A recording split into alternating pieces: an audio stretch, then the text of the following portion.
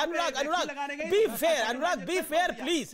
कुत्ता काटने वाला इंजेक्शन लग रहा है सबको, ये बात बोलनी जायज नहीं है ना अनुराग प्लीज। नहीं बोल रहा हूं अमीश जी, मैं झूठ नहीं बोलता। अरे लगा होगा भाई, एक दो घटनाएं ऐसी हो सकती है, सबको कुत्ता काटने वाला इंजेक्शन लग रहा है। क्या बात कर रहे हैं ये ना, आपका एक नेता कह रहा था नपुंसक हो रहे हैं, आपके लिए कुत्ता काटने वाले इंजेक्शन लग रहा है उसकी जगह पे। एक सेकंड अनुराग, आपने अपनी बात को रख लिया, आपने बात देखिए। मेरे साथ एक और मेहमान है जो लगातार वेट कर रहे हैं। अनुराग भाई वेट करिए प्लीज। संबित 20 सेकंड को बोलिए, then Shadab Chauhan, no one else, बोलिए। ठीक है, थैंक यू अमीश भाई।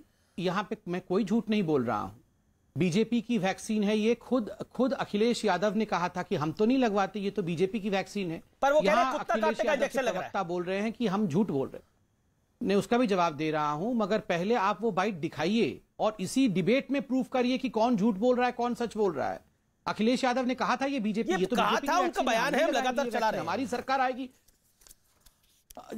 फिर से चला दीजिए। ये यहां पर चिल्ला रहे हैं कि हम झूठ बोल रहे हैं। दूसरी बात है, देखिए यह कुत्ते काटे का मेडिसिन की, अब देखो जिस प्रकार से ये हो रहे हैं, ये सड़क पे बैठ के पोलो खेल रहे हैं बिना घोड़े के, तो मुझे लगता है इनको इंजेक्शन की आवश्यकता है। ये मैं ये सब कुत्ते काटे का इंजेक्शन, इन सब विषयों पे नहीं जाना चाहता, मगर ये आंकड़े बहुत महत्वपूर्ण। ठीक है, मैं आगे आपसे आंकड़े लूंगा। संबित, शादाब चौहान वेट करें। शादाब चौहान, एसटी हसन ने तो 2 जून को कहा था कि शरिया के साथ छेड़छाड़ हुई इसलिए कोरोना आ गया।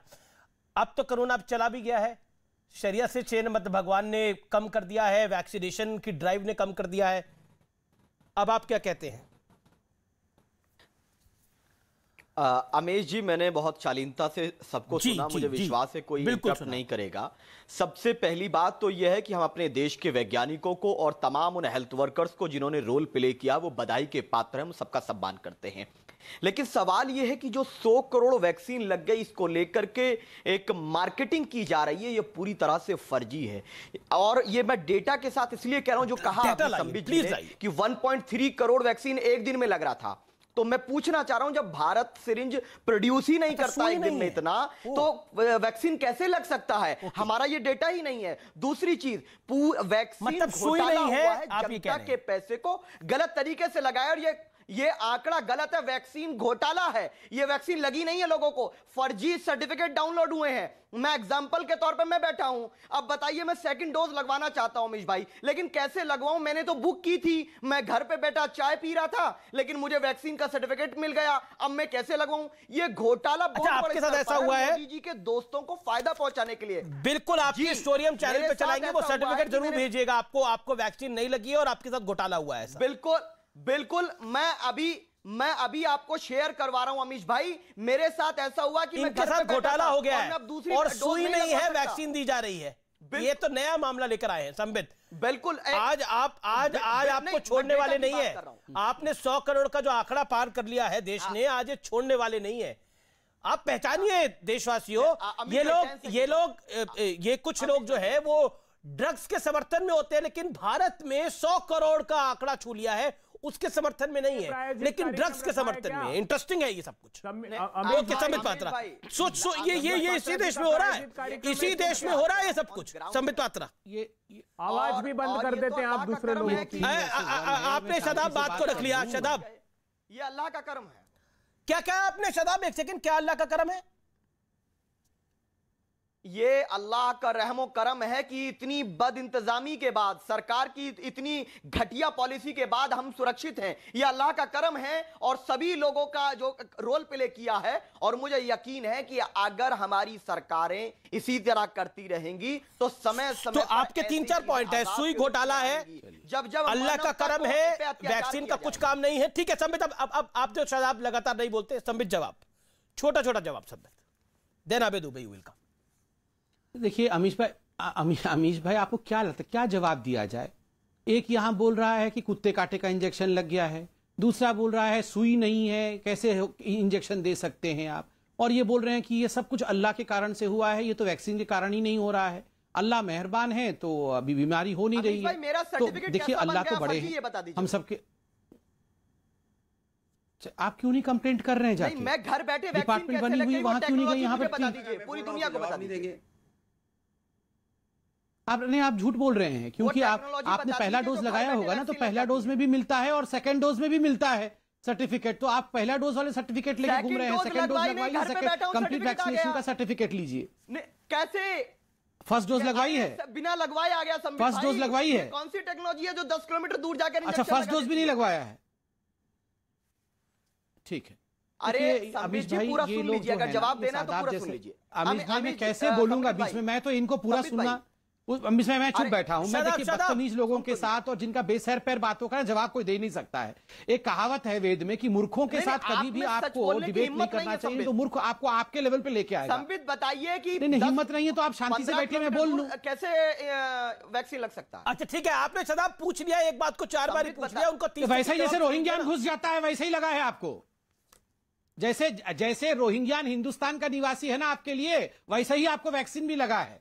हाँ, आपके लिए तो रोहिंग्यान हिंदुस्तानी है, बांग्लादेशी हिंदुस्तानी है, वैसे ही आपको वैक्सीन लगाएंगे आप। ये आप अपनी मुसलमानों को फर्जी वैक्सीन, मतलब आप जरा सोचिए अमीश भाई, यहां पर किस प्रकार का षड्यंत्र ये लोग, यहां मुसलमान शब्द भी नहीं बोला गया, मुसलमानों को फर्जी वैक्सीन लगवाना। और दूसरी बात इन्होंने कहा अल्लाह का रहमो करम है तभी हिंदुस्तान आज बचा हुआ है।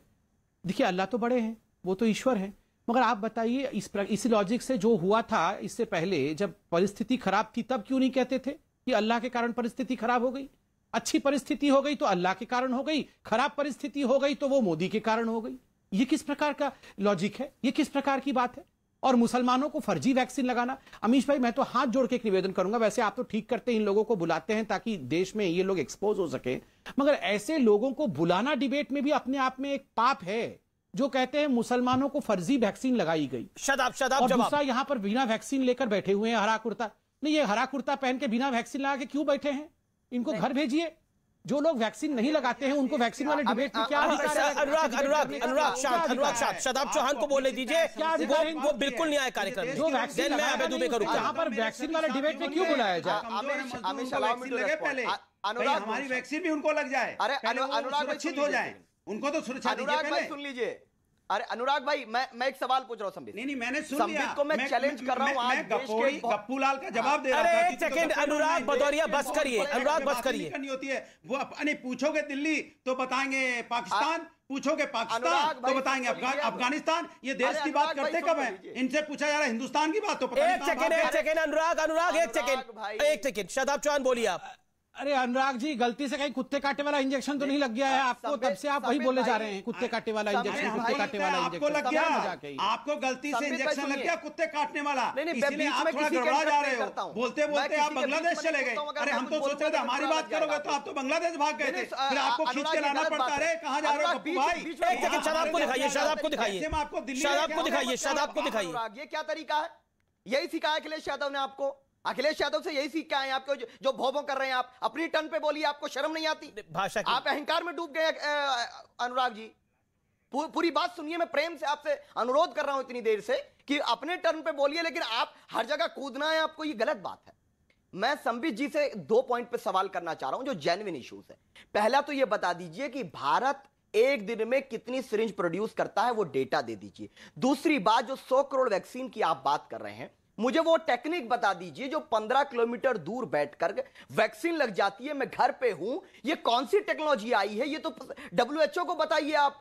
तीसरी पॉइंट मैं ये कह रहा हूं कि अगर हमारे वैज्ञानिक और डॉक्टर्स कार्य कर रहे हैं, उसको मोदी का काम क्यों बताते हैं? और अल्लाह का रहम इसलिए कहा, ईश्वर की कृपा इसलिए कहा कि जहां पर मजदूर मर रहे थे, सुविधाएं नहीं थी, उसके बाद भी हमने इतनी बड़ी त्राही नहीं आई। ये अल्लाह का रहम है। और जब जब मानवता से छेड़छाड़ होगी, महिलाओं के साथ अत्याचार होगा, ऐसे आजाब आएंगे। और मैं कह रहा हूं कि अगर ये ठीक है, जवाब ले लो तो आप